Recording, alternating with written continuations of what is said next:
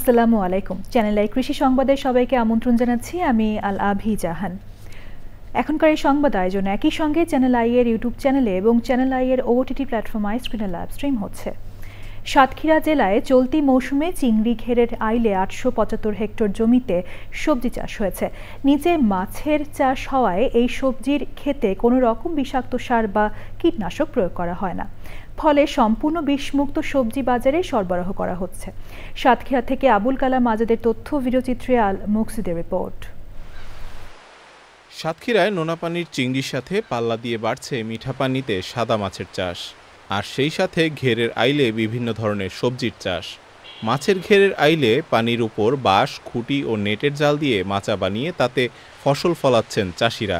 মাছের সাথে আমরা সবজির চাষ করি, এর থেকে আমরা মাছের দিক থেকে সবজির দিক থেকে অনেক আমরা লাভবান হয়। ঘেরের সাথে সাথে আমরা সবজির চাষ করি, সবজির সাথে ঘেরের সাথে আপনার ঘেরেও লাভবান হয়, সবজিতেও লাগালে আমরা লাভবান বেশি হই। অন্য বছর শসা বিক্রি করেছি 10 টাকা কেজি, এবছর বেচেছি 40 টাকার থেকে শুরু করে এখন বর্তমানে 20 টাকা 22 টাকা কেজিতে আছে। মাছের পাশাপাশি আমরা সবজি চাষ করি, ভেড়িতে ফেলনে থাকে, এই জন্যই লাভজনক একটা ফসল। এই যে সবজিগুলা মরে যাচ্ছে, গাছ শুকিয়ে যাচ্ছে, ফলন নাই, এই বিষয়ে কৃষি অফিসার থেকে কোনো যে পরামর্শ দিবে মাঠ পর্যায়ে এসে, এরকম কোনো পরামর্শ আমরা এখনো পর্যন্ত পাইনি। গত বছর সাতক্ষীরা জেলায় ঘেরের আইলে সবজি চাষ হয় 940 হেক্টর জমিতে, আর এবছর চাষ হয়েছে 1961 হেক্টর জমিতে।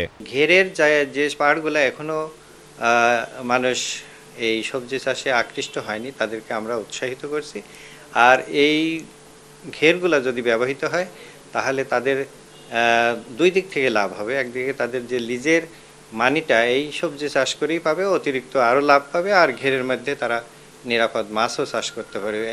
ঘেরের আইলে সবজি চাষ করে উপকূলীয় অঞ্চলের মাছ চাষিরা নতুন আয়ের পথ খুঁজে পেয়েছেন। আল মুকসিদ, চ্যানেল আই।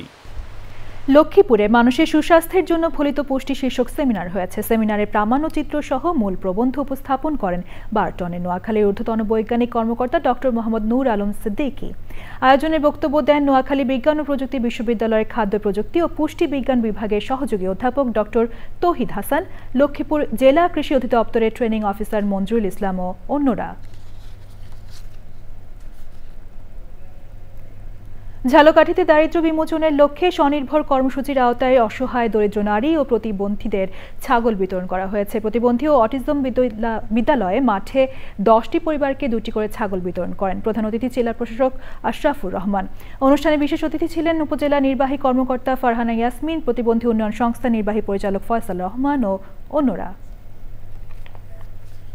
এই ছিল কৃষি সংবাদ। ধন্যবাদ সবাইকে।